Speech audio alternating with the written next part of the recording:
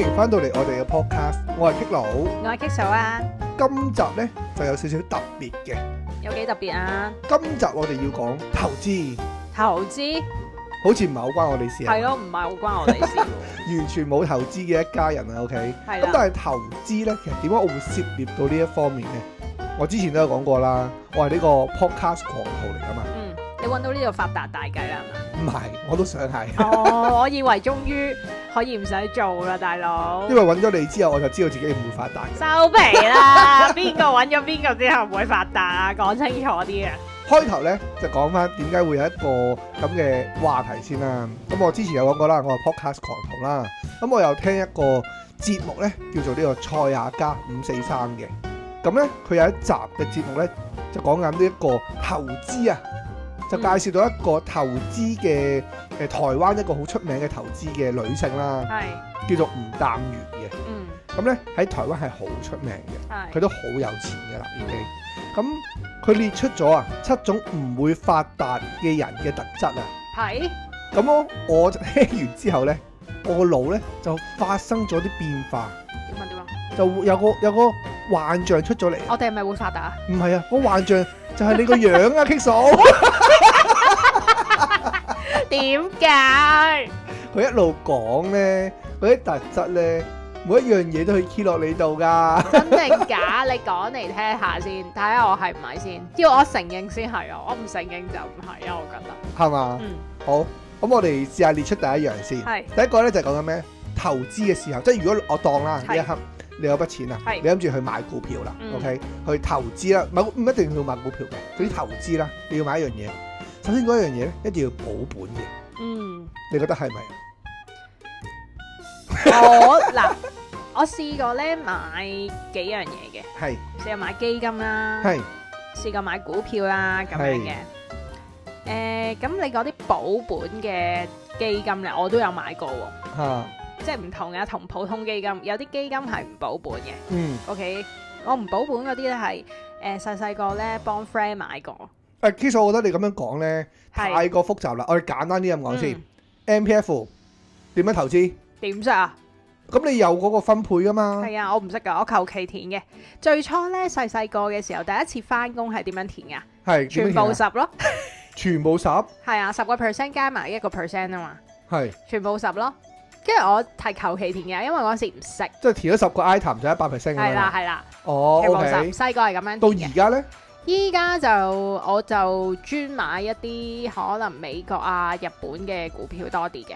係。即係我講緊 MPF 咋嚇。OK。我唔係話投資嗰個股票市場，我而家冇咁多餘嘅錢去做呢樣嘢啦。係。咁我而家咧唯一仲剩有一個咧就係保本嘅基金啦。就係你保本嘅基金啦。係啦。因為唔保本嗰個咧已經俾我用呢個10年嘅時間咧，都變為我冇蝕到嘅item嘅時候咧，我就放走咗佢啦。OK， 用10年嘅時間。明白。即係呢個第一個係中咗先噶啦。係啦，咁股票嘅點樣咧？股票咧，我試過咧就係我有一個策略嘅股票。股票係唔保本噶嘛，啱唔啱？都唔係，可以一半一半啦。你講埋先。我未試過買一個股票係保本嘅。OK，係。咁藍籌股咪保咯。但係我點做咧？係。呢一刻跌啊，唔緊要啊，等到佢升翻，總之一定唔可以係我即係10蚊翻嚟，佢跌到2蚊唔放咯，等佢升翻10蚊嘅時候先放，係啊，或者更多先放咯，我就係咁嘅人，係啦，我就令到佢保本。第二我所知咧，係等到佢10蚊嘅時候，你就即刻放翻，因為你好驚。有時會有呢樣嘢嘅，係因為喂你咁耐先翻到去咧，你坐艇好耐嘅，知唔知啊？係，我知，即係個問題就係其實佢就係保本呢樣嘢都中咗你啦。啱啊，所以我覺得第一樣嘢聽落咧，我就覺得哇，好有 Kick 嫂嘅 feel， 好有 Kick 嫂嘅 feel， 好有保障，好穩陣，好穩健型啊。因為佢有講到咧，就係話如果你所有嘢都係諗住保本嘅話咧，你就會係其實錯失咗好多機會啊。因為你會好容易會因為你要好驚佢蝕咗個本，所以你唔敢去大膽啲去投資。係都係嘅。咁我就唔好講佢太多嗰啲嘅理論啦。以我自己理解佢嗰句説話好啲啦。咁樣。第二樣嘢就係咩咧？將投資啊當成賭博啊。明唔明點解啊？唔明，即係你投資都係賭博嚟㗎啦，我覺得一半一半啦。簡單啲咁講，賭博係點樣咧？就我買完，我想即刻贏，即刻走，即係簡單啲咁講就短炒。係啱。咁你會唔會係咁樣嘅人咧？我試過係咁樣咯。係。咁每個人都試過嘅。股票嘅。係。有試過真係即賺咪即走咯，咁樣咯。係。但係咧，其實咧，我雖然咁樣同大家講話，我有買過呢啲嘢啦。其實我對呢啲股票啊、基金咧，其實入面嗰啲嘢咧，我唔係好識嘅。我唔係好識點樣去預測到去升定跌。有啲人好勁噶嘛。如果預測到嘅話，個個都百萬富翁啦。係啦，有啲人好勁噶嘛。有啲人好識。百萬富翁其實好窮。好識睇噶嘛，有啲人。係。但係我唔識睇嘅，所以我都係鳩買。有時可能咧，啲舊同事俾啲 tips 又話買呢個，跟佢買咁樣。嗱。聽 tips 咧都係一個賭博嚟嘅，因為就係你唔識嗰樣嘢，你就去買，咁呢個都係一個賭博嚟嘅。係，咁我有試過嘅，係嘛？係，咁呢個都中嘅喎。我都係有中咯，而家又係嗰句啦，冇多餘嘅閒錢俾我做呢樣嘢咯。係啦，有時就有試過咯。好，第三樣嘢係，哇！我真係覺得好重嘅呢樣嘢。點啊？就好驚爭錢啊！好驚爭人錢，好驚爭銀行錢啦。好驚爭其他人錢啦！呢啲咁嘅人個思想咧，就係會覺得爭人錢唔好啊！呢一件事。咁通常咧，啲窮人會點做啊？就係將啲錢儲晒喺銀行，賺利息。係。咁但係咧，擺落銀行之後嘅話咧，就會俾啲有錢人借咗去賺更加多嘅錢啦。係。佢嗰個意思就係咁樣嘅。係啦。但唔同意你呢個講法。例如咧？我唔係話我唔係，我都係咁穩陣嘅。你唔係穩陣，我唔中意爭人哋錢係真嘅。但係佢呢一個講法咧，其實呢個故事係冇得玩嘅。點解咧？首先咧，佢有呢個諗法咧，佢話你擺喺銀行度，你唔喐得佢噶嘛，你做定期都唔好得做定期啊！我諗就咁擺喺銀行啦。如果唔係你就蝕噶啦，總之係。咁但係咧，你要明白一樣嘢。點解有錢人會喺銀行借咗嗰啲錢走呢？首先講有錢人呢，佢可以被即係個信貸評級係高啲啊。佢可以借嘅錢梗係多過你啦。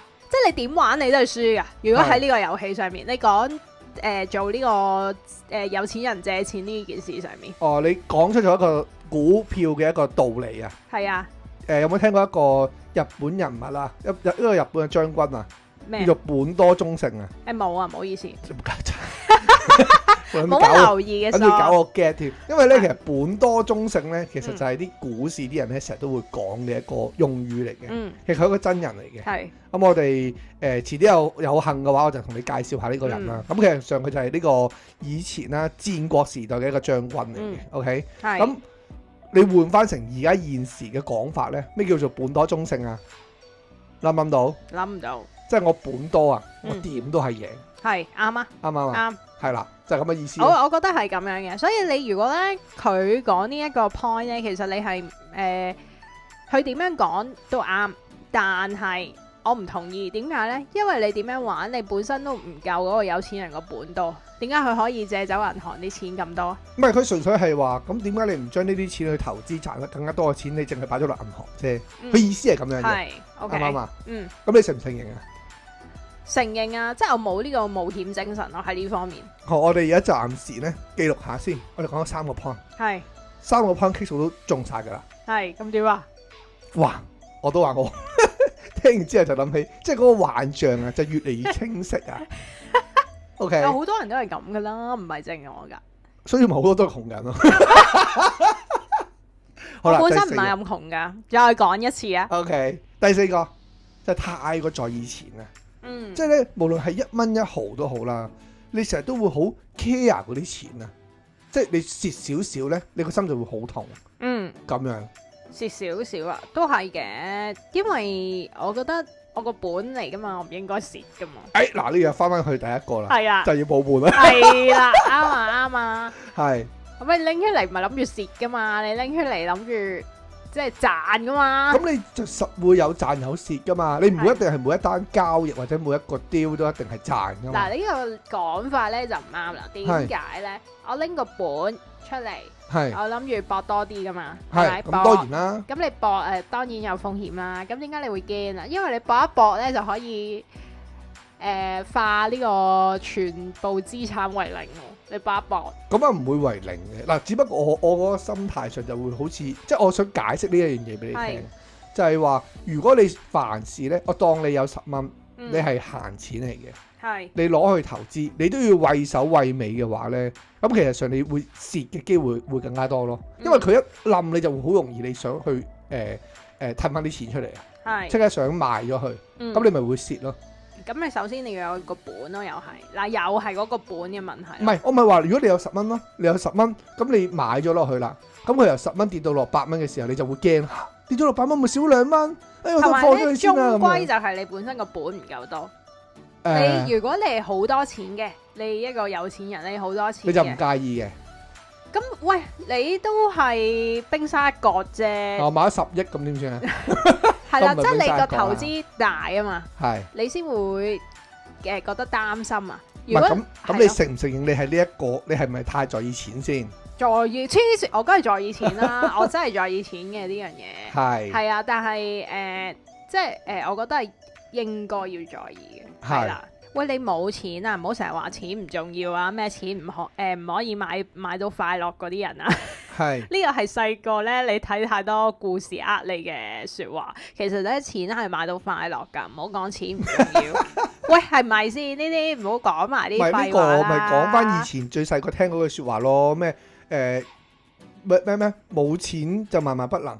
係啊，都係㗎。有錢唔係萬能。係啊，啱。冇錢就唔係係啦，咁樣咯。啱晒。即係呢句説話，咁其實上我覺得係啱嘅。咁但係個問題係。錢其實嗱，你有讀過 econ 噶嘛？有翻嗰啲有上嗰啲堂噶嘛？第一個 topic 問你乜嘢啊？第一個 topic 問我咩 opportunity cost？梗唔係啦，所有 econ 堂第一個問題問你錢係乜嘢嚟噶嘛？冇喎。咁證明你個 econ 阿 Sir 有問題啦，你阿 Sir 或者 Miss 有問題啦。係咪啊？係，因為你第一樣嘢你要理解到錢係乜嘢先。咁我就費事喺度。咁唔使講啦，總之錢我就知。簡單啲咁講，錢咧。你應該視為佢係一個工具嚟嘅啫，就唔係一個實質嘅嘢。其實錢係一個數字或者一個紙張嚟嘅啫嘛，應該係叫一個好虛幻嘅嘢啦。我唔解釋咁多啦。呢啲咧要上咗岸嗰啲人咧先講嘅。我阿媽成日同我講嘅，錢呢啲數字嚟嘅啫。我阿媽成日咁講嘅。即係阿外母上咗岸係嘛？我覺得上咗岸先咁。佢冇諗住抬埋我上岸啦。冇啊，冇人有興趣咯。但係我覺得係上咗岸先可以講錢係一個數字嚟，咁我而家未上岸就未覺得係嘅，咁我覺得錢係幫我解決好多問題啦，所以我會覺得錢係重要啦，而我梗係在意啦，佢咁重要。咁即係你都承認呢個 point 你係中㗎啦，係咪先？中，又中啦，又中，哇4分啊我。係啦，跟住第5個係乜嘢咧？就係好急住去賺錢啊！即係其實上你就係頭先同頭先啲 point 咧有少少丟不其咗嘅，就係乜嘢咧？你好多時候你好想去賺咗一筆錢就走，賺咗一筆錢就走，即係短炒咁樣啊！即係好似頭先第2個 point 就係將佢當成賭博咁樣咯。你冇諗過其實將嗰一筆錢咧就長期擺喺度，咁有唔同嘅意思嘅。佢係你應該其實將筆錢就應該長期擺喺度。令到佢咧就可以有嗰啲叫做複息嘅效果啊，或者係即係你擺咗喺度嘅話，你通常啦一個係穩健嘅企業啦，咁你可能過多大概20年到，咁其實上你都係賺錢噶嘛。咁你其實你長期擺20年喺度嘅話咧，其實嗰筆錢就會錢滾錢，錢滾錢就滾到好大嚿錢咁樣啦。正常個諗法應該係咁樣。係，我就唔同意嘅。係，又係啦，講就容易啦，你咩擺喺度？你唔同意乜嘢先？你唔同意乜嘢先？擺喺度，喂，你係唔同意擺喺度？唔係，因為佢頭先都有講啊嘛，即係你係證明你係認同係急住賺錢嗰堆嚟嘅。我唔係咯，就係我唔同意，我係啊呢個係 OK，係啊，我唔算急住賺錢，不過可能我而家冇咁多錢去俾我急住賺錢啦，就係呢個原因嚟嘅。講真，嗱，永遠咧，我成日講投資咧，你一定要個本夠多。你個人又嚟半多中性係咪？係啦，即係認真係先 work 嘅。咁但係咧，而家因為個本唔多啊嘛，咁我亦都無能為力去賺呢啲快錢啊。但係我承認咧，就係頭先第一個 point 啦，我係要保本啦。係。因為如果我輸咗本咧，我就好似所餘無幾咁樣啊。係。所以咧，我就會覺得咧，我而家絕對唔係呢個急住賺快錢嘅心態啦。佢唔係淨係講急住賺快錢嘅，佢只不過係覺得你唔好諗住你呢一次贏咗錢就即刻走。佢個意思係話，好多人見到啦，我當啦，你買咗10蚊。係。咁你10蚊買嘅，咁你見到，喂，我賺咗2蚊啦。係。咁我即刻走咗去，咁我賺咗2蚊咯喎，正咁樣。其實佢嘅建議就係話，你應該擺喺度，可能即係當然嗰個要穩健企業啦。咁啊，可能擺10年、20年。咁其實上嗰個複息嘅效果其實好強。係。佢嘅意思係咁樣咯。咁首先啦，你要有嗰筆資金咧係唔好喐嘅。係。OK。嗱，又係要有錢人嘅玩意啦，佢要有筆錢係都唔可以咁講嘅，唔喐嘅。係 OK， 你講埋先。係啦，咁你先可以做到呢個效果。有時候即係唔係話唔想去做到呢個複息嘅效能啊。係。咁但係咧，你個複息嘅效能咧，首先你係要有一筆流動嘅資金係俾佢唔喐嘅。係。係啦，就係咁咯。OK， 我就覺得複息其實不嬲都係好舐嘅呢一件事，但係要時間咯。係。咁因為呢一樣嘢咧就係牽涉到第6點嘅。係。咁我講埋第6點先。第6點係講乜嘢咧？就係啲人成日會問啲 friend 啊，咩時間入場好啊？咩時間入場好啊？咁樣。咁嗰啲人咧就係永遠都唔會入場嘅。係。咁同埋咧，因為佢唔識睇嘅，其實都好似我咁，我要問朋友攞 tips 咧，就係因為我唔識睇啊。係啦，因為咧其實上佢成日都會去諗咧，就喺最低位入。最高位出，但係冇最低同最高，永遠都呢個咧，永遠都係一個人嘅一個最理想嘅心態。呢個我都同意，係好難去做到嘅。你冇最低同最高，其實咧點解我會咁樣？你係永遠摸唔到最高，摸唔到嘅。我都係唔識睇啦，咁我靠問人啦。係。咁其實我都唔知幾時係最低同最高，佢就係同我講呢期入。其實我唔知喎，喂幾時要最低啊？幾時要最高？幾時應該放？我係唔識㗎嚇。跟住咁，我想講呢，其實最叻呢，就應該係，如果我細個有眼光呢，應該係要買嗰啲黃金。黃金啊？係啊。係。哇！你知唔知而家我今日睇個金價幾多？係。41,500啊！你細個係幾錢啊？幾千蚊。幾千蚊。係咯。細個有眼光係應該買 Bitcoin。又唔識喎，呢啲唔識睇嘅。你買個金翻嚟咧，我嗰陣時就真係可以做到個複息效能。我嗰陣時本身已經諗住買個 Bitcoin 㗎啦。我去睇 Bitcoin 嘅時候咧，係講緊2000幾蚊。係。但係2000幾蚊美金啦。咁但係當然嗰陣時我係唔知點樣買啊，唔識點樣去買呢一樣嘢。係啊。咁我覺得因為好煩啊！你又話又要冷錢包啊，又要有間公司啊嗰啲咁嘅嘢，所以我覺得太煩。其實我有問個 friend，佢講我唔知係佢講得複雜啊，定係我理解能力差。應該係要有嗰啲虛擬貨幣嘅平台，你要去申請先。兩種嘅，你係可以喺個虛擬貨幣嘅平台度直接買。係。OK，第二樣嘢就係你要一個冷錢包。係。冷錢包就等於你個銀包啦。係。咁你可以直接嗰度做買賣嘅。係。係啦，咁樣做嘅。Anyway， 翻過嚟先。係。咁啊，頭先咁講啦，咩時間入場啊嘛？因為咧，你永遠淨係諗住頭先咁講，最低買最高買咁樣啦。咁但係你永遠咧自己都係冇花個時間啊、心機啊去睇嗰個市，冇去了解過呢一樣嘢嘅，係啦。咁啊，所以呢一個投資咧，通常都係失敗嘅。係啦。咁啊，再加上啦，買嘅話咧，其實就唔會講係幾時係最好買嘅。係。佢嗰個吳淡如嘅講法就係最好係幾時咧？就而家，即刻買。唔係叫你一次過 all in 晒落去嘅。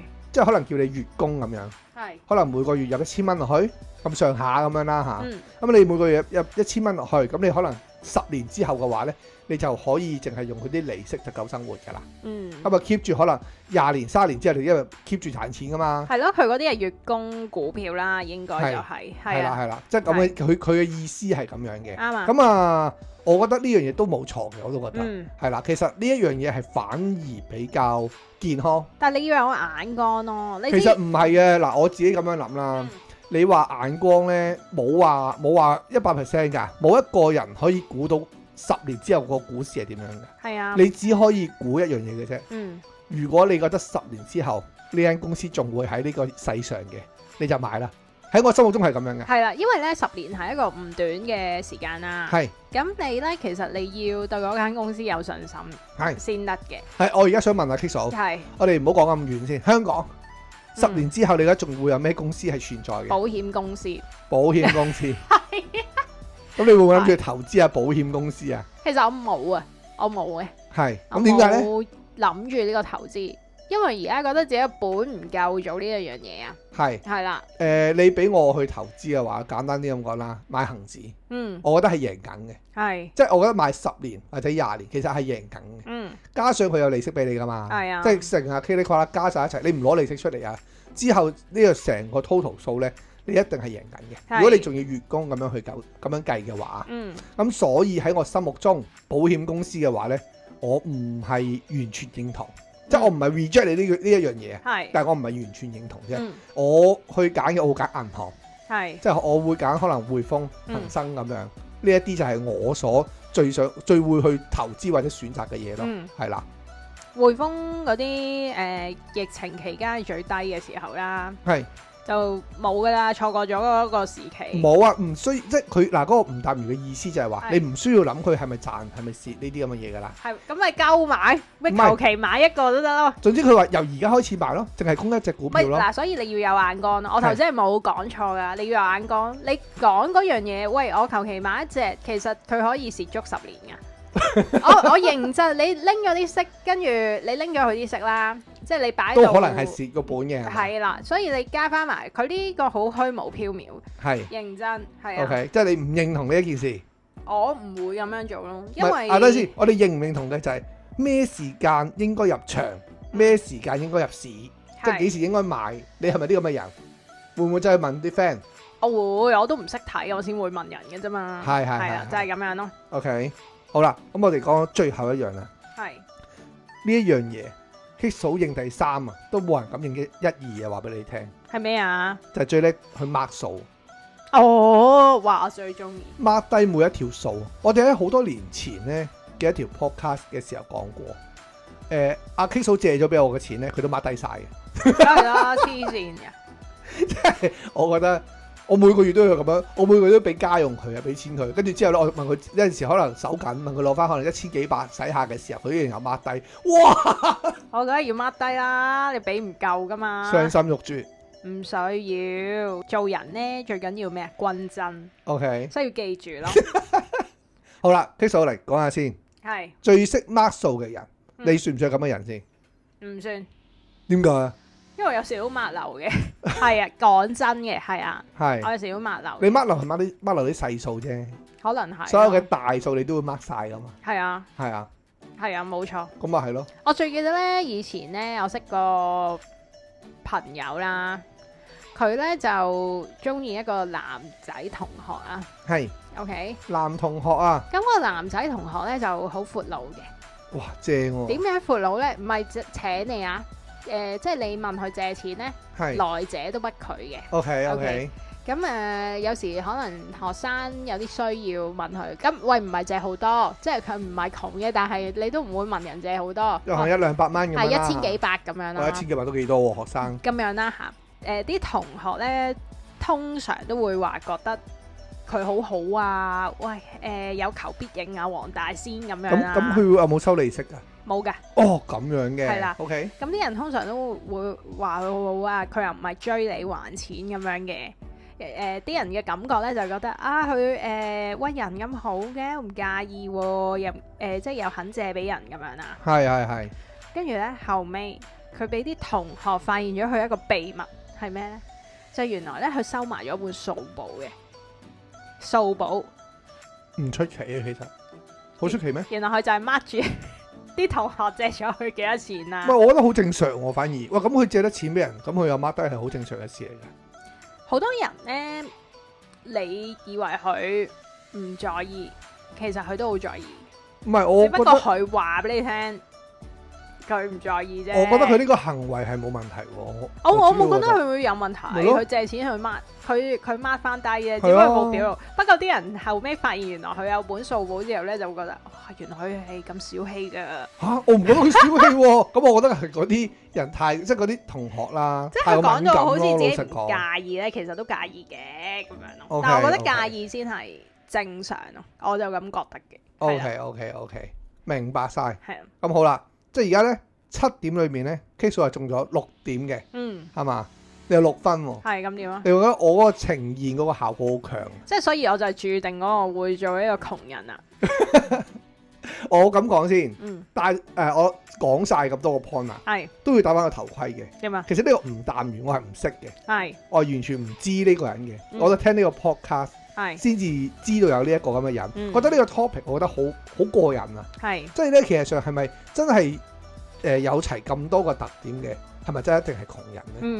咁好啦，我就聽呢個 podcast，因為我成日都聽噶嘛。其實佢哋係一個比較搞笑啲嘅節目啦，可以咁樣講。咁佢入邊咧就有個叫做大頭髮嘅人物啦。咁佢就有即係佢自己有啲投資嘅心得嘅。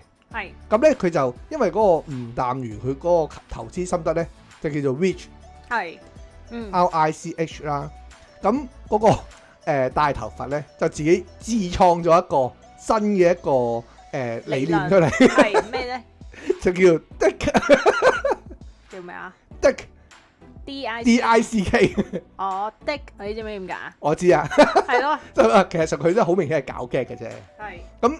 Which 係點解咧？就每個字母都有唔同嘅意思啦嚇。咁我唔費事喺度解釋啦。如果你想知咧，如果你想知嘅話咧，就自己去揾啦。咁但係咧喺佢嗰個 Dick 嗰度咧，就係都有唔同嘅意思嘅。係點啊？第一個咧就係自律 ，discipline 啊，即係。咁係講乜嘢咧？咁我其實想表達嘅意思就係乜嘢咧？我講大概啦，我唔好講到100%咁樣啦。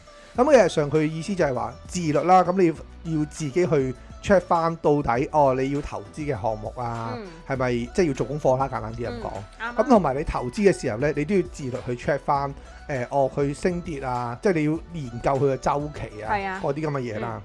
第二 I 咧就係慣性，係 inertia。OK， 咁呢個字嘅話咧，其實佢就係話你應該有慣性、有習慣性去投資嘅，就唔係純粹淨係盲摸摸咁去做咁樣嘅，係啦。第三個咧 C。就係呢個複利啊，即係頭先有冇複息利息咁樣。compound interest 係啦。咁呢一個嘅話就係其實上你就唔好睇少啲，就頭先都有講啦。啲複息咧其實上就好勁嘅，即係你一個長線嘅投資咧，其實都係有必要。即係你有啲短線都一定要有長線。你揀啱就係咯，都係嗰句啦。我覺得長線就通常啦，買藍籌其實好難輸嘅。喺我心目中咋 OK。Anyway， 最後一個就係 keep 啊。持有係啦，呢個終於識啦。咁咧 keep 咧就係話咩咧？你一定要持有現金。你唔係純粹淨係要持有個股票，係因為你要持有現金啦，持有一定嘅資產啦，你先至可以去投資。啱，你要有一定嘅資產，你先至唔會可能有陣時你見到原來呢個你覺得係會升嘅。你都預測到佢睇咗佢，好多新聞知道佢會升噶啦，而你冇錢去買，係呢個就係佢嘅的啱喎。喂，其實我覺得呢個人講得仲有道理啲啦。咁其實上佢咧就係喺個節目裏邊咧有反駁到嗰個吳淡如某啲 point 嘅。其實佢話佢講嘅概括咧係啱嘅。啱概括咯，係啦，但係咧有啲乜嘢唔啱咧？呢個又關 K 數事啦。啱啱 K 數講得好好啊，就係本多中性啊。佢都同我同一理念嘅。係啦，佢就話其實咧，因為佢嘅資產太多啦。佢話同一般嘅小市民咧就好難可以比較啦，拉上關係啊。啱啊，因為咧你一個人個資產唔足夠嘅時候咧，你純粹係連個起居生活都有問題嘅，咁你唔好講投資啦。第一樣嘢，好啦，當我有啲錢，我想去投資嘅時候，我抌咗落去，我心痛係梗噶，係咯，啱唔啱先？好合理喎，真係啱。我都話，所以呢個的嘅理念仲啱。咁好啦，咁佢就話呢一個心態咧，其實你要有時刻有警惕咧，其實係應該嘅，即係你要驚蝕本係應該嘅，但係你唔好成日淨係得個驚字，即係你要知道，就算佢真係蝕咗啦，你應該理性去諗下，點解會蝕咧？其實蝕錢唔一定係唔好嘅，蝕錢都有好嘅。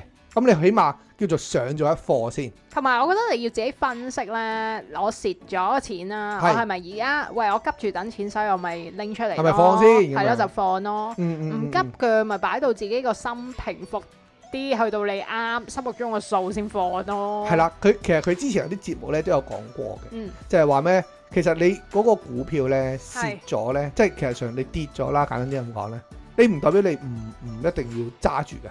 你有機會可以放嘅。點解可以放咧？就可能放3毫啦。你而家有一個10蚊股票，都有句啦，跌咗8蚊，咁你蝕咗2蚊啊嘛，係咪先？咁你唔會想蝕噶嘛？咁你就唔放。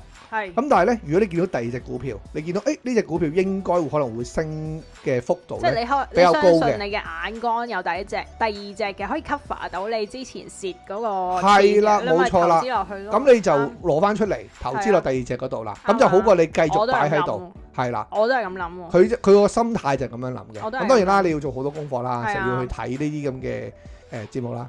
咁啊〜佢嗰個見解咧就係咁樣，我就覺得就費事講太多啦。如果你哋有興趣嘅話，可以聽翻佢嘅節目，我覺得係幾過癮嘅。我覺得呢個咧其實同啲金咧係即係我頭先初頭有提過啦。如果有眼光咧，應該初頭咧就買金啊嘛。嗱呢一個咧金咧，大頭佛都有講金嘅。哦，係咩？係啦，佢中間都有講金嘅。佢話買金咧，其實上係一個。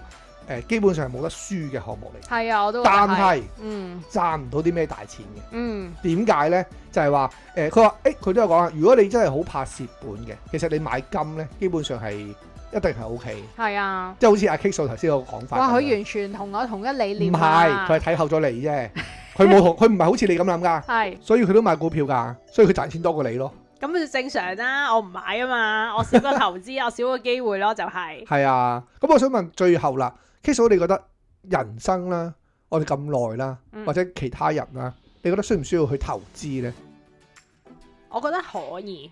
可以。係啊，但係冇贊唔贊成係咪？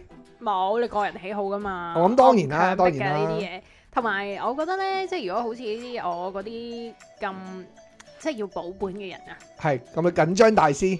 咁可能賺嘅就未必有冒險精神嗰啲人咁多啦，當然。係。咁所以咧，如果俾我揀咧，我會揀啲低風險嘅投資咯。咁我就低風險係咪低風險？其實你嗰個賺就賺得少啲嘅咯。係啊，我就係會咁諗咯。因為咧，譬如咁樣講啦，啲 yen 都話平噶嘛。係啊，冇錯。啱唔啱啊？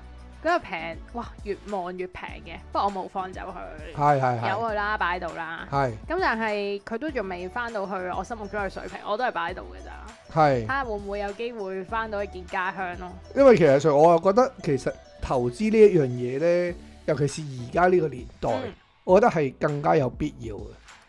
你好去儲一筆錢，嗰筆錢咧其實係不停貶值緊噶嘛。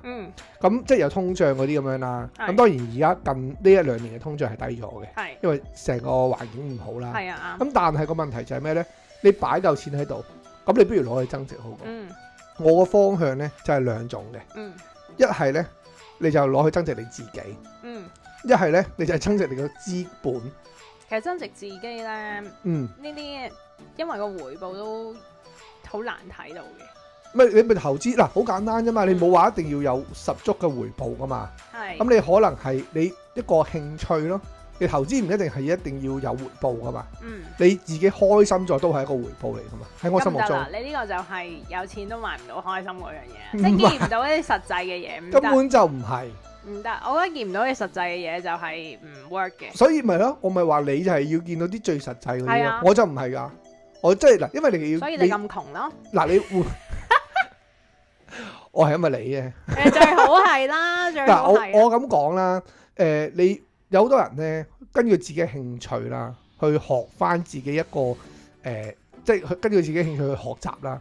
學習完之後，其實就好多時候會換轉咗係呢一個行業啦，又或者係呢個方面嘅專家咁樣，咁我就可以用呢一樣嘢去教人哋咯。咁呢樣嘢咪可以獲利咯。咁都係嗰樣嘢啦，你要睇到嗰個前景係真係 work 先得咯。冇，即係你冇呢個把握，你純粹學一種你中意嘅嘢。咁你唔去試，你唔去做呢件事，你點知佢未來係咪一定有把握咧？冇喎，你冇得一定肯定。嗱，又去翻第二個 point，你又去翻賭博嘅成分咯。唔係賭博成分，我當打個比咁講先啦。今日你想你好中意練瑜伽嘅，咁你咪去投資你自己去學瑜伽咯。啱啱先？咁你學咗好耐之後，咁你咪可以做成一個瑜伽嘅導師咯。啱啱啊？理所當然就係咁諗咯。係啊，唔係你唔一定要當係一個瑜伽導師先。我喺我心目中，你增值咗你自己之後嘅話咧，咁你就會係起碼啦。咁你自己係識做瑜伽先。你做唔做導師咧，係後話嚟嘅，喺我心目中。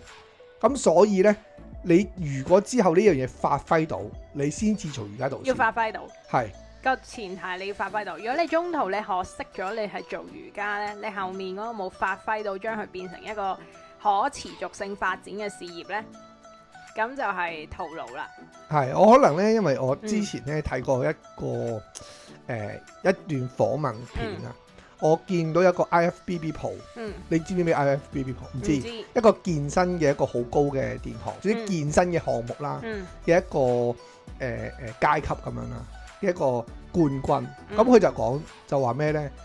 其實有好多人投資咗好多資產啊，去做股票啊、買樓啊，好多唔同嘅投資。你哋投資喺呢方面啊嘛，咁其實呢啲嘅時候，你好容易會俾人哋就係可能一個熊市咁啊帶走晒噶啦咁樣。咁但係我呢，就投資咗喺我身體上面。投資咗喺我嘅知識上面，咁呢啲咁嘅嘢係永遠都帶唔走噶嘛。咁所以佢就係話我嘅資產係咩？就係我個人咯。即係我好 buy 呢一番説話。所以我就而家我會咁努力去做 gym 就係呢一樣嘢咯。係啦。但我就唔 buy 嘅。所以我咁都係要投資啊嘛。即係你明唔明啊？即係即使你去買股票啊嗰啲嘅話，我都覺得係需要嘅。尤其是呢個年代。我比較踏實啲嘅，所以我你唔係比較踏實啲，你係太過踏實。多謝，呢個都係讚美嚟㗎。咁去到最後啦，想同大家講，我哋冇鼓勵過每一個人點去投資嘅，純粹咧，淨係你哋想點樣咧，就照翻你哋咁做。呢個係我哋嘅建議嚟嘅啫。係啊，我哋純粹分享下我哋自己對投資嘅諗法㗎咋。係啦，冇錯。咁今個禮拜差唔多啦，下個禮拜再見。Thank you，拜拜。